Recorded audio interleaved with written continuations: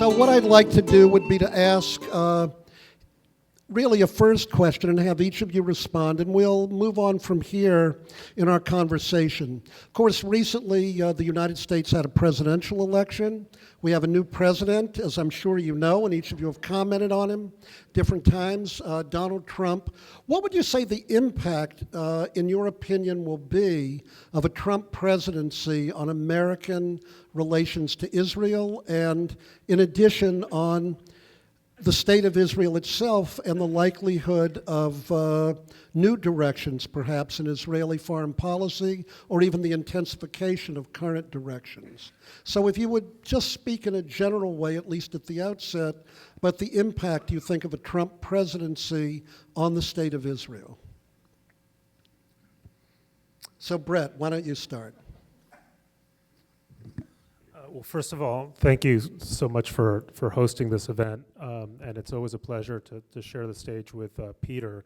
We've now done so many of these events where we're twinned together, either on television or in arenas like this one, that you might not believe that I like this guy, but I do. I think I should start playing your role. Yeah. We can switch. Yes, we can switch just for the spice diversity. Look, to your question, I think the answer is it's a little too soon to say. My expectation is that when Trump visits Israel, he's going to move the embassy to Jerusalem. And as a symbolic move, I think it's the right thing to do. I think the consequences will be anodyne in terms of the reaction in the rest of the world. And I think you might see an intensification of the military-to-military relationship. So in its particular form, I wouldn't be surprised if the quality of the relationship emerges improved, not least because the quality was so strained in the previous, between Netanyahu and the previous President Obama. We'll see, by the way, if Netanyahu is still prime minister in the years to come. But I have two real concerns about this presidency, and in a sense, they're not about the United States and Israel. They're about the United States and the world, for one, and the other is about the effects of conspiracy thinking on the American right and what that means in the long term. In the broader sense of America's relationship with the world, we have an administration that astonishingly is, by its own declaration, an America First administration. And by now, there's no excuse for not knowing the particular resonance historically of that term. If the Trump administration moves along the lines that candidate Trump described, then we're going to have a much more transactional and adversarial relationship with the rest of the world, and a relationship that's fundamentally at variance with the tradition of American foreign policy going back to Harry Truman. You know, after World War II, what Truman understood and enunciated with the Truman Doctrine was, in a sense, a kind of a threefold view. One was that America could not stay away from the world and be safe from the world. The second was that American power and American power alone provided the margin between civilization and barbarism, between security and insecurity in many of the world's global crises. But number three, that power had to be exercised with a set of greater moral values and with respect for the ambitions and hopes and expectations of countries over whom we held sway, whether they were the French or the Japanese or South Koreans, and so on. That is to say, Truman offered a vision of foreign policy that was something akin to de Tocqueville's concept of enlightened self-interest, or self-interest properly understood. Trump's transactional foreign policy moves away from that in a very dramatic sense. And even if he has this sense of solidarity with Israel, I wonder whether the effects of Trumpism over the long term won't ultimately have a similar effect on America's relationship with Israel. The second point is conspiracy thinking. During the campaign, while it is absolutely untrue in my view that Trump is an anti-Semite, every anti-Semite in the country seemed to be for Trump. And why was that? Well, because anti-Semitism is at root not just a prejudice, it's a conspiracy theory. There is some dark force pulling the strings in global affairs, and what is this dark force? The Jews, right? They control the media, I wish, and finance and so on. That's the allegation. Now, Trump is not an anti-Semitic conspiracy theorist, but he is a conspiracy theorist. And I think a lot of anti-Semites sense that in Donald Trump, there was a man who was aiming sort of at their destination. He just didn't quite know the destination that he ought to, or the towards which he was heading. And I worry about that. I worry about the introduction at the presidential level of a kind of irrationalism, of a kind of sense that dark forces are afoot controlling the world. Because that typically, they're the Freemasons and they're the, whoever, the Bilderberg people, but eventually it comes out and it's the Jews. And I'm afraid of that. So Peter, how would you respond not only to the last points that Bret made, but I guess I would ask you, what do you think the impact would be if in fact a Trump presidency on a presidential visit recognized Yerushalayim as the capital of the Jewish people? What do you think the impact of that would be, and how might that play into the other issues that were raised by Bret? Well, let me first also start by saying what an honor it is to be on a panel in honor of Rabbi Levine, and especially with you, Rabbi Ellenson. I've had the chance to hear you speak a number of times, especially over Shavuot, and I've heard your immense learning is really something that I've benefited from a lot. And I will say something about Bret. I disagree with Bret pretty profoundly and fundamentally on much of American foreign policy in Israel, and you'll see about this. But I want to say this about Bret, and it goes beyond just being a nice person when you're standing next to him. This last year and a half, 2 years almost, has represented, I think, for conservatives, a profound test of their intellectual honesty and moral courage, in a way that we on the left have not faced. I don't even know exactly what the parallel would be, but we haven't had our party and our movement essentially hijacked by a con man with strongly authoritarian tendencies. And there have been bad taste. And there have been some conservatives who've, to my mind, passed that test, and some who've failed that test. And to pass the test is to be willing to risk consequences, professional consequences, probably. I would imagine interpersonal consequences. And Bret has passed that test, I think, very, very fundamentally and very admirably.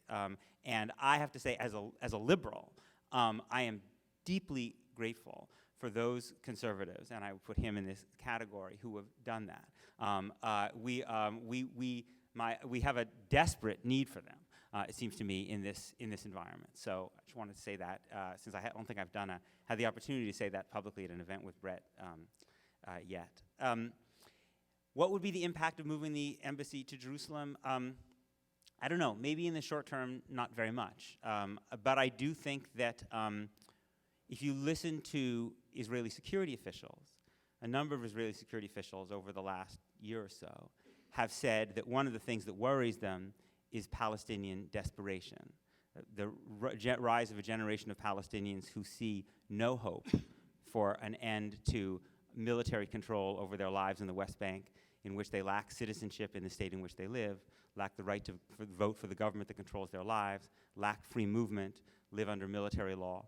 That having a population of people who feel they have nothing to lose, who see no horizon for them to gain the basic rights and dignity that we would want and expect for ourselves and our children, is dangerous from a security point of view for the state of Israel. So it seems to me, you add thing after thing, right? It's not just that the move to Jerusalem comes in a vacuum. It comes in a context in which Israel is dramatically subsidizing, not just allowing Israeli Jews to move into the West Bank, but paying them to move into the West Bank. The average settler gets 70% more government money than does the average Israeli inside the Green Line. So Palestinians see that all around them day after day, and they say, what do you mean a state of our own? There's no state of our own on the horizon. That we're doomed to this for as far as the eye can see. And this just becomes another straw on that proverbial camel, and we don't know when it breaks. To say that we don't know when it breaks is not to excuse Palestinian violence. It's simply to say that it is dangerous not to give people hope. In terms of Trump, more generally, I think his short-term impact has probably been to make Americans so frightened and focused on our domestic affairs that the level of attention that people have left over for Israel has diminished. So I think Israel's role in the American public debate has diminished because Americans are in a particularly inward-looking moment, right? I mean, there was a time when, Americans used to say to Israelis, you have all these problems, your government's heading in an authoritarian direction, we really don't know what your future is, I don't think Americans speak those words to Israelis with the same degree of self-confidence, even if they believe them, as I do, right? Because we ourselves, our fundamentals in some ways seem to be shaking ourselves.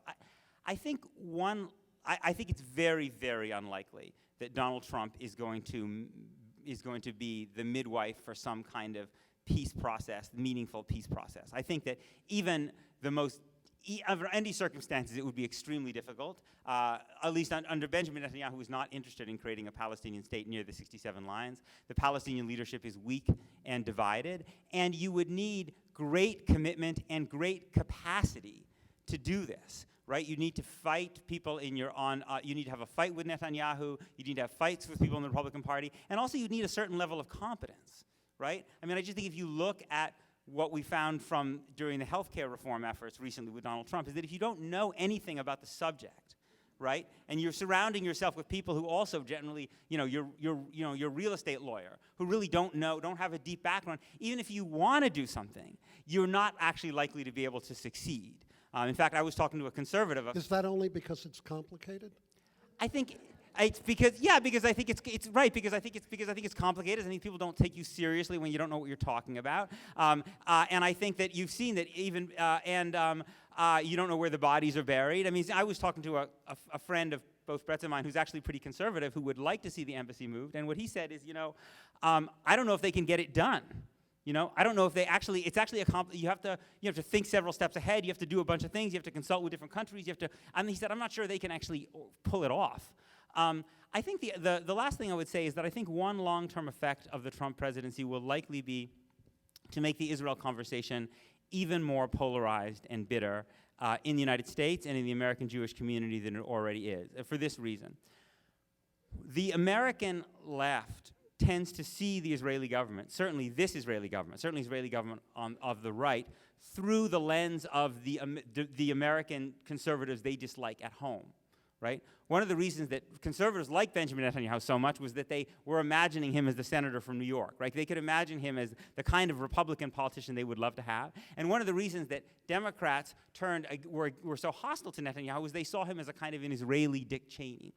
I think what you're going to see now is that more Americans on the progressive side will see Netanyahu and the Israeli government through the lens of Trump, right? As someone who essentially represents the kind of values that those American progressives fear at home. Rising authoritarianism, in particular, ultranationalism.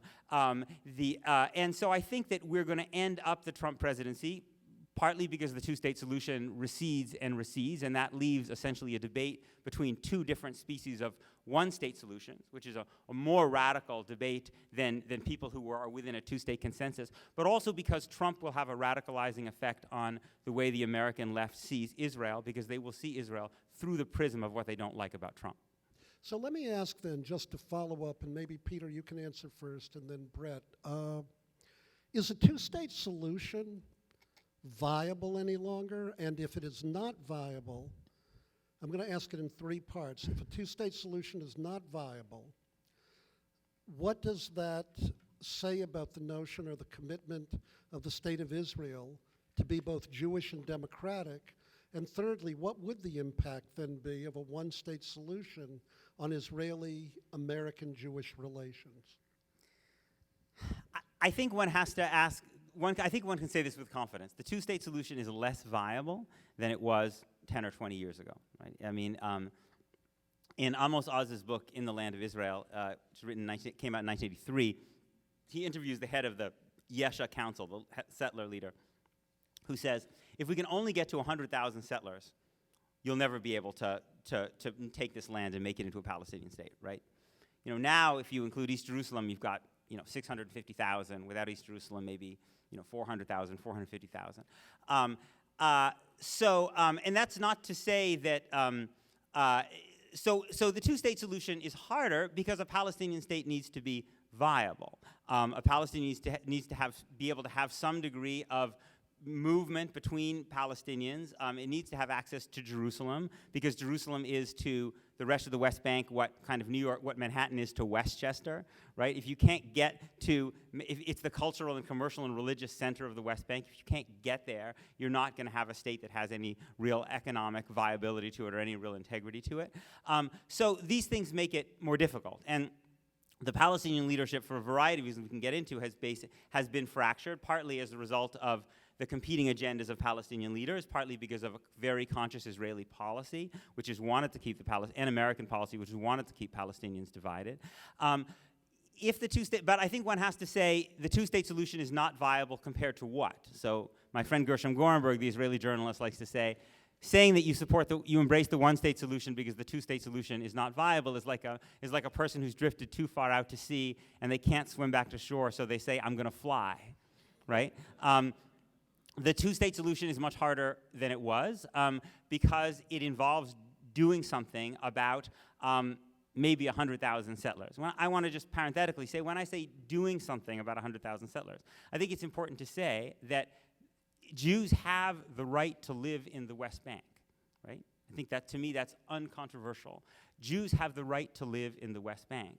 The problem is not Jews living in the West Bank. The problem is Jews living into the West Bank under a completely different legal system than their Palestinian neighbors, in ethnically exclusive enclaves where Palestinians can't go, right? For Jews to live in the West Bank in a Palestinian state would mean a radically different form of life than they have. In fact, it's interesting, if you look at some of the leaked documents, in the negotiations in 2007, 2008 between Olmert and Abbas, the Palestinians actually proposed that the settlement of Ma'ale Adumim, a large settlement east of Jerusalem, actually be incorporated into a Palestinian state, right? But those settlers would have had their lives changed in very dramatic ways because Palestinians would have been able to move to Ma'ale Adumim. They wouldn't have been able to have 24 hours of electricity and water while their Palestinian neighbors down the street had 4 hours of water access a day. It would have been a fundamental shift. So you're basically dealing with a massive dislocation for settlers, even if they were to try to stay.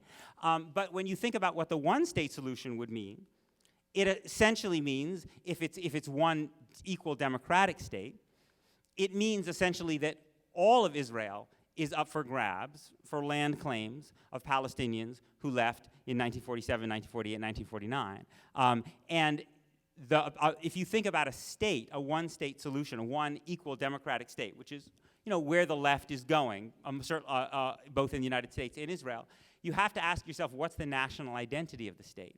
What kind of army can the state have if it doesn't have a coherent national identity? If you create Israelstein, right, what does the army of Israelstein look like? And how will the army of Israelstein hold together under tremendous pressure, right? Nationalism is extremely strong on both sides of the Israeli-Palestinian divide, and secularism is pretty weak. So when people talk about a secular binational state, I don't see where the appetite for this secular binationalism actually is. Can Israel survive? How long can Israel manage, basically, with the kind of one-state solution that exists today? Right. What we have today is a one-state solution. Israel has control over the West Bank. We can debate whether it has control over Gaza, but it certainly has control over the West Bank. The army of Israel and the army of no other country can go into any square inch of the West Bank anytime it wants, regardless of what the Palestinian Authority says. The Palestinian Authority is just Israel's subcontractor in the West Bank, doing the stuff that Israel doesn't want to do, like collecting garbage and running schools and collecting car thieves. Can Israel maintain that permanently, indefinitely? Maybe. I mean, I think Benjamin Netanyahu's view would be, why can't we? It's not, there's some liberals in the West who are upset at us morally, but do the Chinese really care? Do the Indians really care? Do the South Koreans really care? Besides, the Europeans are embracing Islamophobic hypernationalism themselves. They're getting in line with us. What moral high ground do they have? The one thing I would say, and I've gone on too long, that I think will make it more difficult is that I think it's very likely that sooner or later the Palestinian Authority will collapse. The Palestinian Authority was not meant to be Israel's permanent subcontractor for Palestinian occupation. It was meant to be the embryo of a state.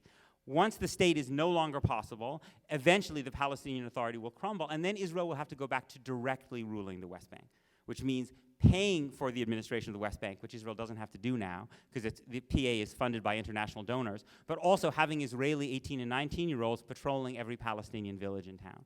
At that point, the cost of controlling millions of Palestinians in the West Bank who lack basic rights will go up, and that may create a new debate inside Israel. Okay, Bret? Well, just a couple points to respond to. All of this analysis, I think, is intriguing on Peter's part, but misses the fundamental nature of the problem. And the fundamental nature of the problem is not really territorial. I wish it were, because if it were territorial, then Peter's prescription, just move the settlers out, or let them take their chances in a Palestinian state, would make perfect sense. But the conflict is not about 1967. The conflict is about 1948. It's not about territory. It's about existence. And I have evidence of this for you.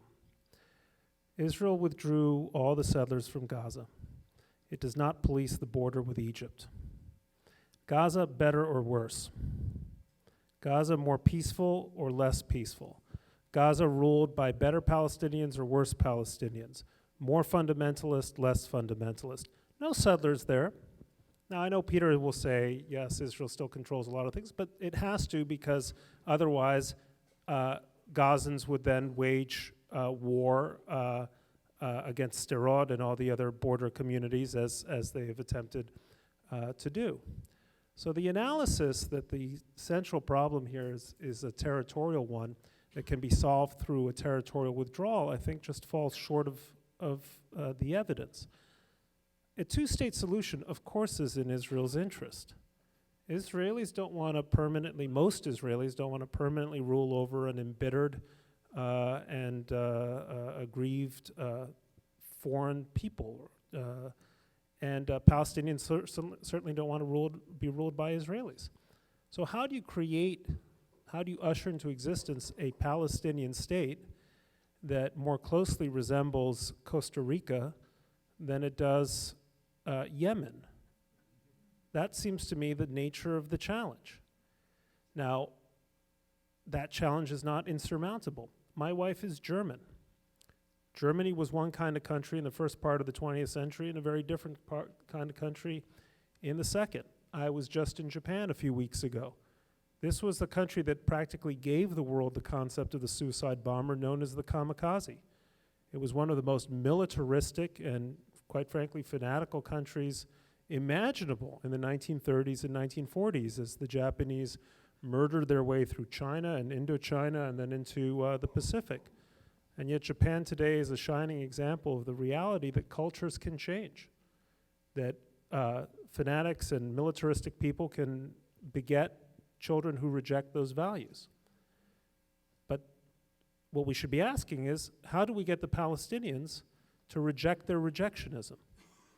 Now that's a cultural issue, but it would begin by an effort by the international community, hopefully led by someone with more moral credibility than Donald Trump, but that's another story, to say to the Palestinians, like, here's the reality, guys.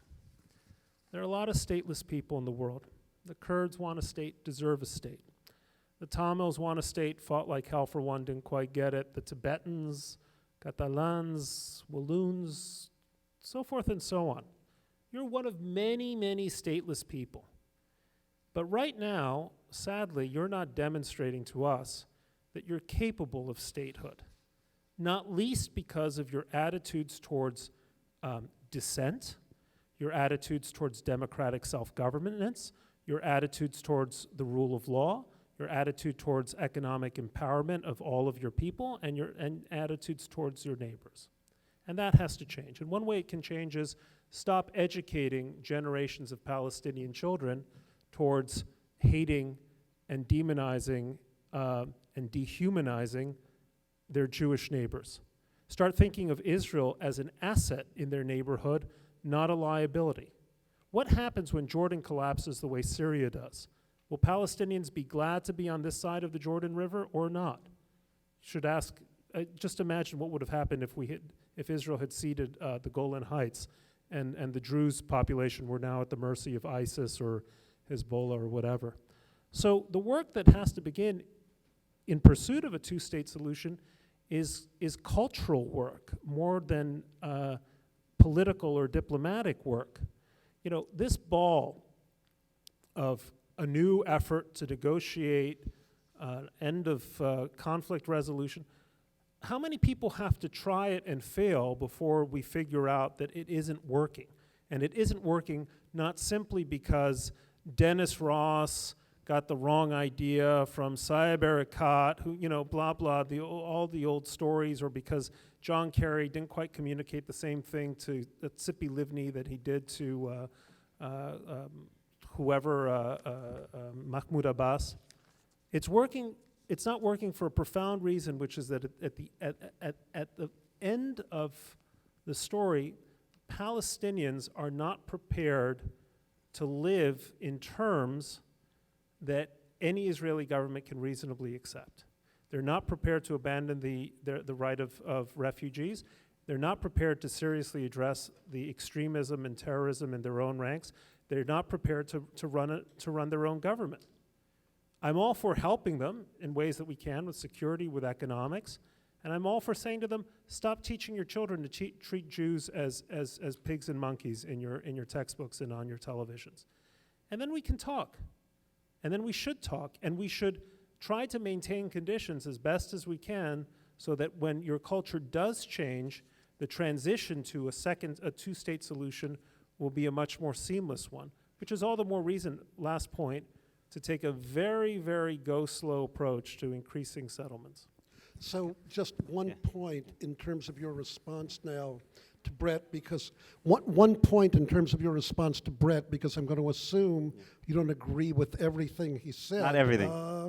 But I would ask you, do you think that in responding to him, you could also indicate, why is it you think that the left, both, I would say, its critics in America and in those in Israel, perhaps have not responded to what, beyond the issue of expansion of the settlements, are legitimate security concerns that an overwhelming majority, I guess, of Israelis feel for many of the reasons that Bret just indicated? Right. So let me start with that last point on the security question, right? Because the irony is, when you're talking about security, that there is something close to a consensus among Israel's security establishment that a two-state solution is in Israel's interest, right? Let me just quote, this is from Ehud Barak. He said, Ehud Barak said, if you put in one room all the living former heads of the Mossad, Shin Bet, and Israel Defense Forces, more than 90% would say that it's simpler to protect Israel from a border that assures our security interests next to a Palestinian state than to protect a greater Israel with millions of Palestinians living under its control. Right? So that's generally the view. Almost all the living former heads of Shin Bet and Mossad think a two-state solution is better for Israel than permanently controlling millions of Palestinians with basic rights. Now, one might say, yeah, but it's not safe to have a Palestinian state now. Even if one took that point of view, then one would at least conclude that Israel should maintain the possibility of a Palestinian state one day, rather than foreclose that possibility by paying more and more Israeli Jews to move into the West Bank. I don't disagree with Bret that the conflict has an existential element, which is about 1948. It absolutely has that. I know a lot of Palestinians. I don't know a single Palestinian who's happy that Israel was created. Every Palestinian I know thinks that Israel's creation was a national tragedy for the Palestinian people. That's true. I don't know any Palestinians who think that Israel has a deep fundamental legitimacy in the way that Jews do. What I do know, I do know Palestinians who believe that the struggle against Israel for a century, against Zionism for more than a century, against Israel for more than half a century, has been one in which Palestinians have lost and lost and lost, and the Palestinian condition has gotten worse and worse and worse, and therefore on pragmatic grounds, it is worth accepting a Palestinian state on 22% of British mandatory Palestine, meaning the West Bank and Gaza, rather than fighting for another 50 or 100 years for all of it, when you're likely to condemn your children to more and more misery. The struggle, the divide among Palestinians is not between Palestinians who like Israel and Palestinians who don't like Israel. It's between Palestinians who are willing to fight forever to try to eradicate Israel and Zionism, and Palestinians who, through bitter, painful experience, are willing to accept the bitter pill of a state which is only 22% of mandatory Palestine. And it seems to me it is vitally in Israel's interest that Israel empower group number 2 and weaken group number 1. Because when Israel discredits those Palestinians who are willing on pragmatic grounds, people ultimately come to deals oftentimes having to give up their first desire. And that's the reason the PLO accepted Israel's right to exist in 1993. It's the reason all the Arab countries in the Arab League said they would accept Israel's right to exist in 2002. But when Israel basically takes Palestinian leaders like that and humiliates them and makes them look like chumps and idiots by continuing settlement growth, it empowers exactly the people that we should fear most, exactly the people who will never accept 22% because they do want to fight forever, right? And the best, and Bret has heard me quote him before, but I think it's important to quote Salam Fayyad, because Salam Fayyad was the most popular Palestinian politician ever to emerge among Israelis and Jews. The Palestinian leader more than anyone else who Jews and Israelis could take home to mother, because he embodied everything that Jews wanted, right? He accepted Israel's right to exist. He supported security cooperation. He was fighting corruption and trying to build exactly the kind of institutions that Bret wanted. What did Salam Fayyad say when he left Palestinian politics to Roger Cohen in the New York Times, Bret's new colleague? Quote, "Israel never got behind me. In fact, it was quite hostile. The occupation regime is more entrenched, with no sign it is beginning to relinquish its grip on life. We have sustained a doctrinal defeat. Meanwhile, Hamas is strengthened." Right? That's the impact. The irony is you say that Palestinians will never compromise, and then by your actions, you strengthen exactly the Palestinians who are least likely to compromise. I want to just say something briefly about Gaza.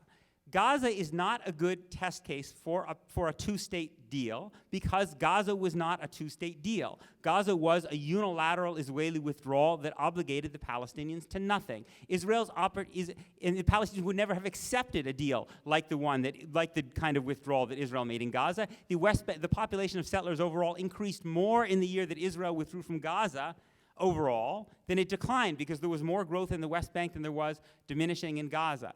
Israel's experience with two-state solutions with Jordan and Egypt has been good, even though there are a lot of people in Jordan and Egypt who really don't like Israel very much.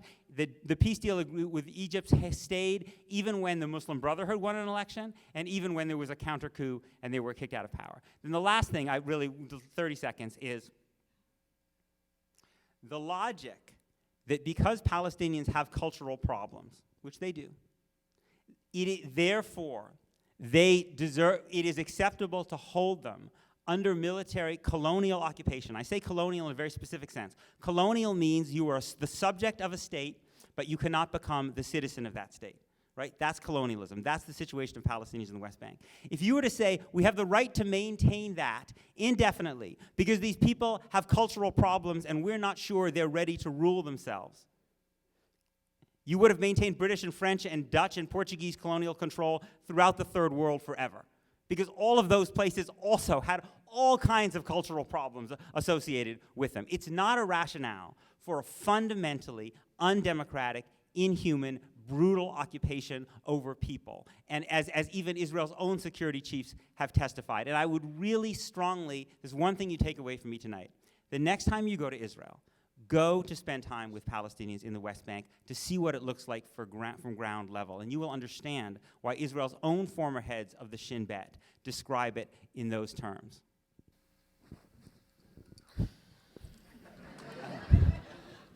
I'll try to keep my responses short, and maybe we can have fewer side-by-side speeches. As Peter mentioned, yes, we've sort of heard each other before. First of all, I've always been interested in Peter's fetish of quoting Israeli security chiefs. If I were to say to you, all you liberals there, don't worry, because Jim Mattis and General Kelly are going to take care of everything, you'd say, what the hell kind of country is this? What do you, Mattis is our only hope. See, you have this fetish for military leaders, but I'm a Democrat. Like our president. With a small d.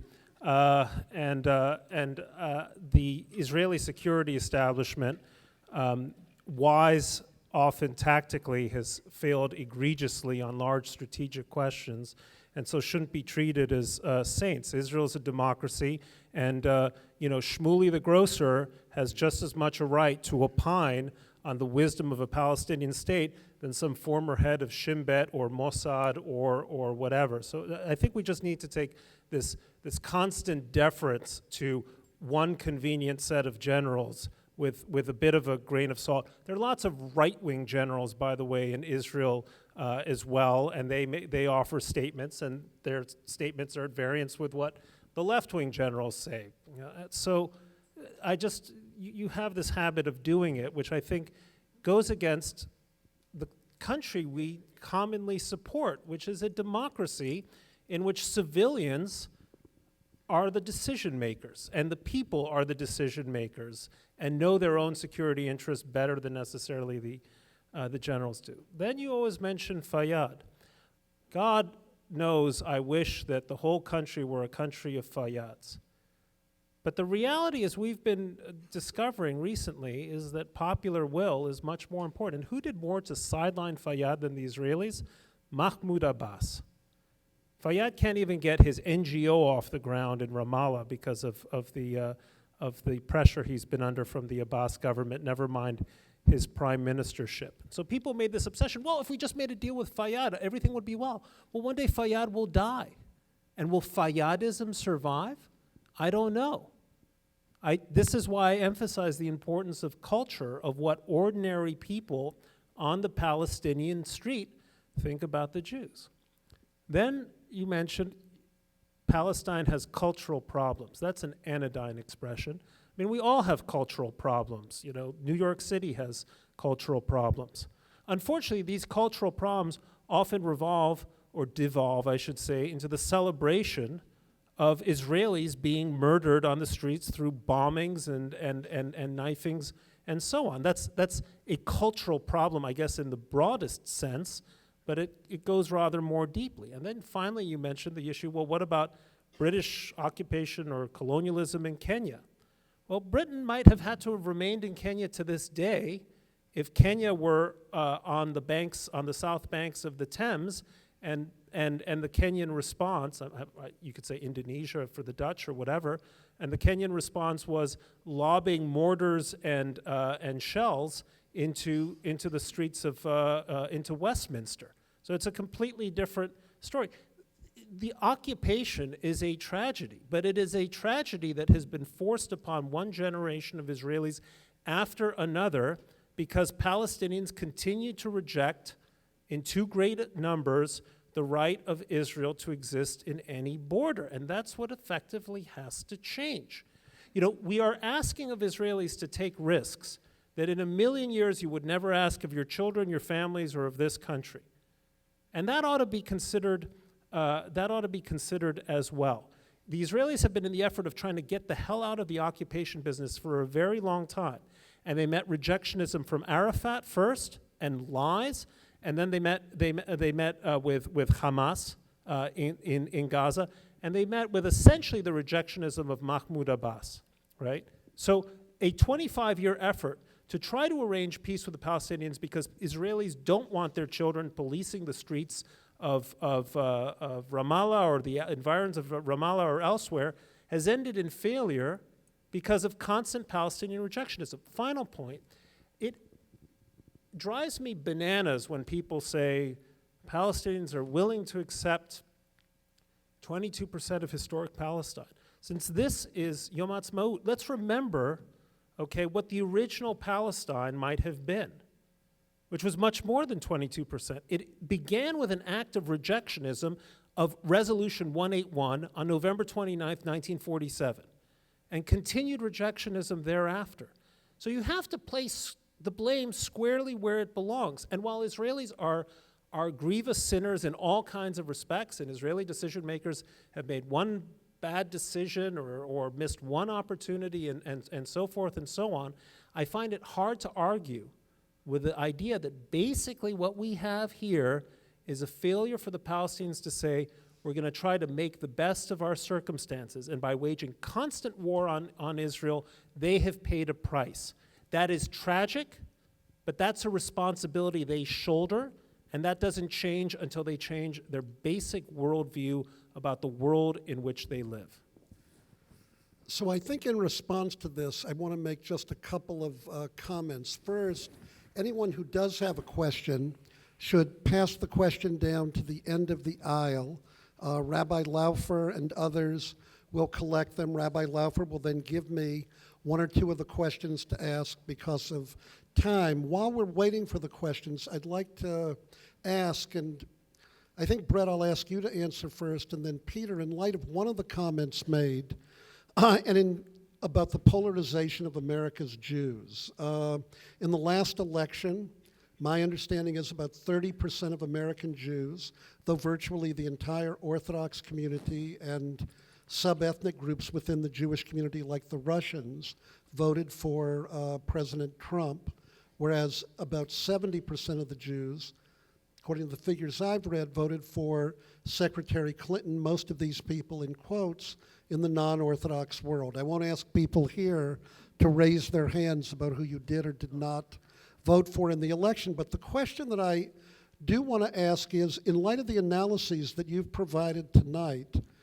and Peter, in light of the kind of articles and books that you've written, what do you see the ongoing relationship then over the next 20 years, let's say? What do you see it being between America's Jews, now I'm not talking about foreign policy, and the state of Israel as these directions continue in light of the attitudes American Jews have towards so many issues? What do you see the future then of American Jews and Israeli Jewry being as we move into the future? Well, this is a subject on which Peter has more than half hour of remarks, no doubt. I'll try to restrain myself. Each do it in about 5 minutes, if you can. Look, as the saying goes, prediction is very difficult, especially about the future.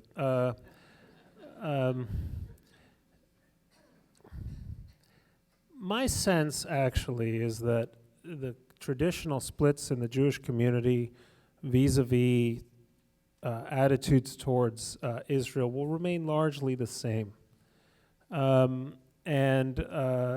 First of all, the Trump presidency is thankfully a transient phenomenon. And secondly, as I think there's considerable evidence to attest, the attitude of American Jews towards Israel is affected by, I guess, what you'd call life cycle. And so there's been a kind of a panic among the American Jewish establishment that we're losing the younger generation. And these are the same people who spent the 1960s like dropping acid and, not really thinking much about their affinities for Israel or a strong and muscular foreign policy, but fortunately people have this tendency to grow up, and growing up means getting out of your previous extreme leftist condition and moving some ways towards the center. And that also happens as you get older, you have children. Judaism means more to you. Part of modern Judaism, certainly for American Jews, is an affinity towards Israel. It's hard not to go to the country and fall in love with it. At least that's my experience.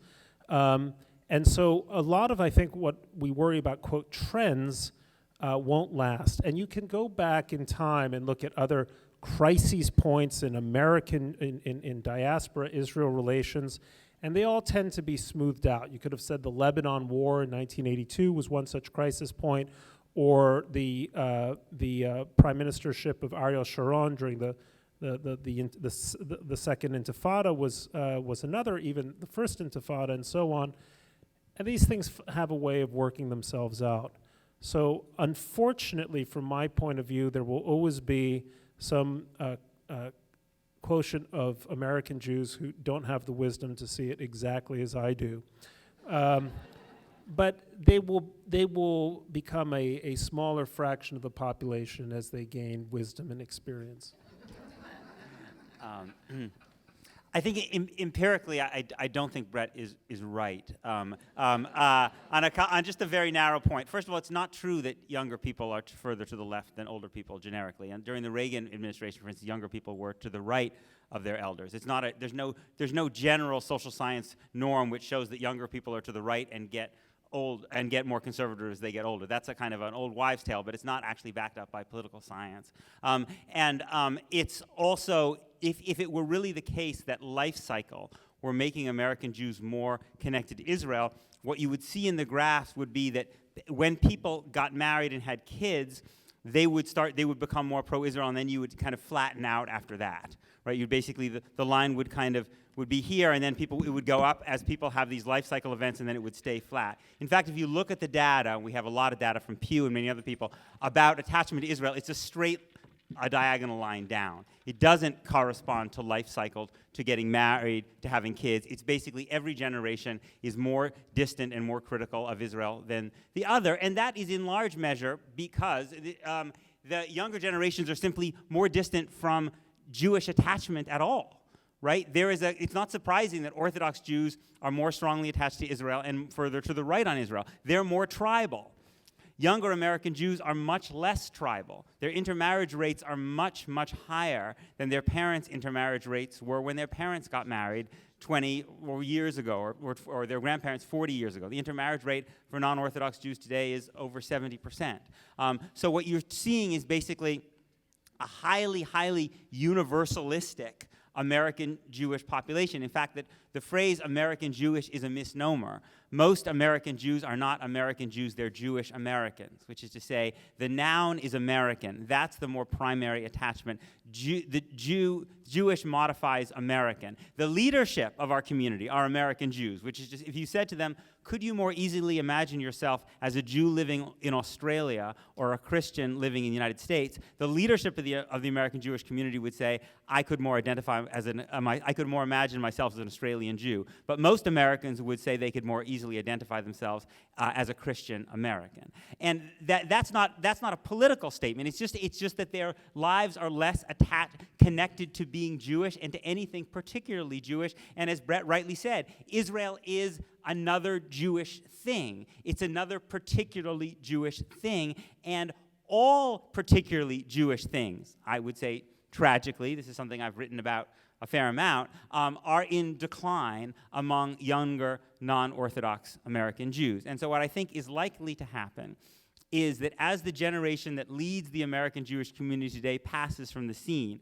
a generation that dominated by what I would call secular tribalists, which is to say people who feel a fierce, strong attachment to the Jewish people and the Jewish state as a kind of substitute for traditional religious practice. The children of secular tribalists tend to be secular universalists, and their successors in AIPAC and many other Jewish organizations will tend to be people coming out of the Orthodox community. If you look at the people who are in their 20s and 30s, even 40s in organizations like AIPAC, they're much more likely to be Orthodox. And that, if you go to the Israel Day Parade in New York City, look at who's at the Israel Day Parade. It's overwhelmingly kids from modern Orthodox day schools. That is likely, I think, to be the leadership of the American Jewish community, and it will be a strong and powerful leadership. Modern Orthodox Jews are coming into their own. They're very influential, wealthy, politically articulate, mostly Republican. But the gap between them and the mass of Jewish Americans, I think, will be very large. And I think that will be whether those Jewish Americans will matter very much in the Israel debate is another question. They may have numbers on their side, but not matter because they don't care enough. Although there is a small group, I would say, a small but significant group of younger American Jews who do care strongly, and who are kind of fundamentally alienated by Israel's politics, and they will probably, in their way, be a kind of counter group challenging the Orthodox-led American Jewish establishment. You can see them in groups like If Not Now, for instance. If Not Now is going to be a very, very important feature in American Jewish life for the lives of, I think, rest of everyone in this room. So in light of the current situation, and now I'm just going to be able to pose several questions over the last 20 minutes or so that we have. One question says that in light of the politics, particularly in the last 20 years since Oslo failed, it has led to greater degrees of extremism on the Israeli Jewish side as well as the Palestinian. So the question that's being asked is, remember that it was a Jewish Zionist who murdered, in quotes, Prime Minister Rabbi and assassinated him. Therefore, the question's being asked, what about the cultural problems of Israelis in light of the current situation?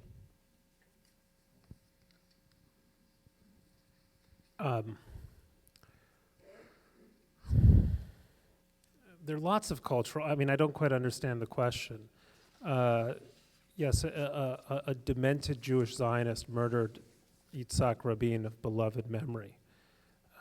And people were quick to draw conclusions from that I think exaggerated the how shall I say, the distempers or the diseases of a particular side of that debate. I mean, he clearly emerged from a very angry subsector of Orthodox nationalist Jewry, but fortunately, the Rabin assassination remains the kind of horrid exception. I'm trying to enlarge the question to something more that can be answered more sensibly. Look, Israel is 69 years old. So where was the United States in 1845? Well, we were busy conquering Mexico. As a Mexican, I resent that. And we were working our way towards the Civil War and all kinds of fundamental fissures in American society. I just offer that by way of perspective of the kind of cultural problems that young nations must inevitably deal with as they synthesize a kind of diverse and dynamic identities. And those fissures are alive and often not bleeding, but certainly shaking in Israeli society. That said, my sense of Israel today, as I visit it, is so much more optimistic than it was when I was editor-in-chief of the Jerusalem Post 15 years ago. The country was in a deep recession. The Second Intifada was at its height. All of the tensions between the religious and the secular were present. Russian Jewish population was still kind of its own thing. It was more Russian, to talk about it was more Russian than Israeli. I find on my visits to Israel that a lot of that has smoothed over, not only because of economic growth, but relative peace, a sense of political stability and security. I feel more optimistic, certainly, about Israel today than I did when I was editor, and the talk was that Israel was going to become the next Argentina, super economic basket case. So I think, people are always kind of, being Jews, we're neurotic about this. And I would just add one more point. There's a kind of utopianism inscribed within Zionism, that this state answers all the problems, answers all the fundamental questions. And it doesn't. It simply changes the nature of our problems, or miniaturizes our problems, but at the same time gives us that margin of security that will ensure that we're not going to go through a second Shoah in our lifetime. And that, I think, is kind of achievement enough. Can I don't want to, I agree that Israel has produced, that Israel's accomplishments are many and remarkable, but I think that the The question is one that I think American Jews should think about more, which is to say, the Israeli Democracy Institute, which is a remarkable institution, does polling every year. Good. Well, then you probably know these figures, right? The Israeli Democracy Institute asked Israeli Jews questions like, would you be comfortable having an Arab as a neighbor? Would you be willing to have an Arab as your children's teacher? Do you want the Israeli government to physically evict Arabs from leaving the country, right?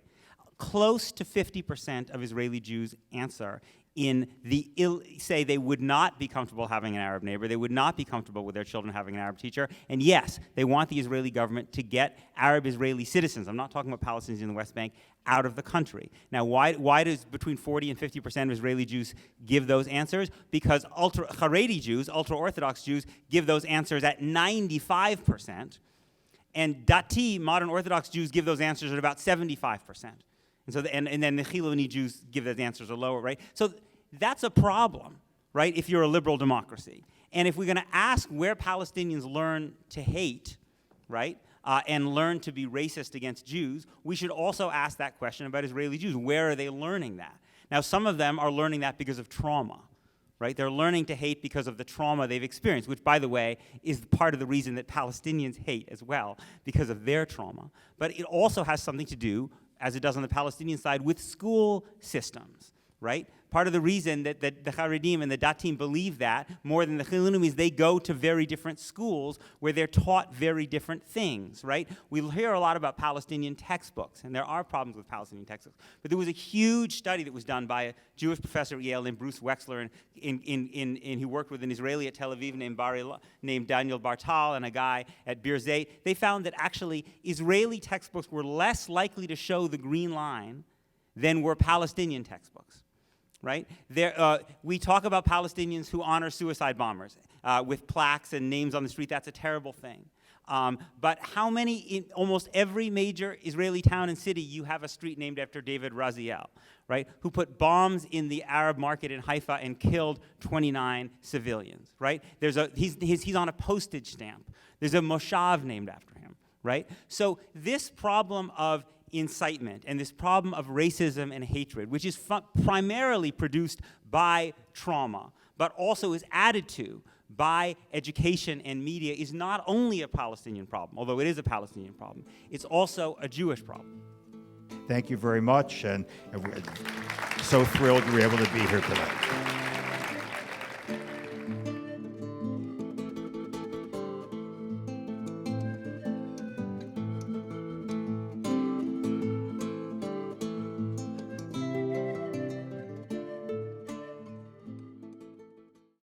We would be pleased to send a complimentary DVD of this program to anyone who wishes to support JBS, the Jewish Broadcasting Service, with a tax-deductible gift of $36, double chai or more, to the nonprofit organization Jewish Education in Media.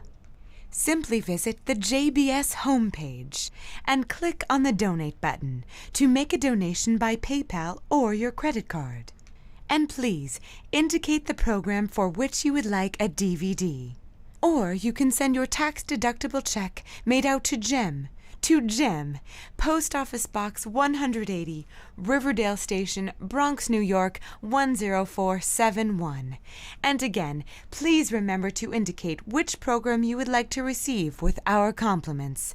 And we thank you for your kind support.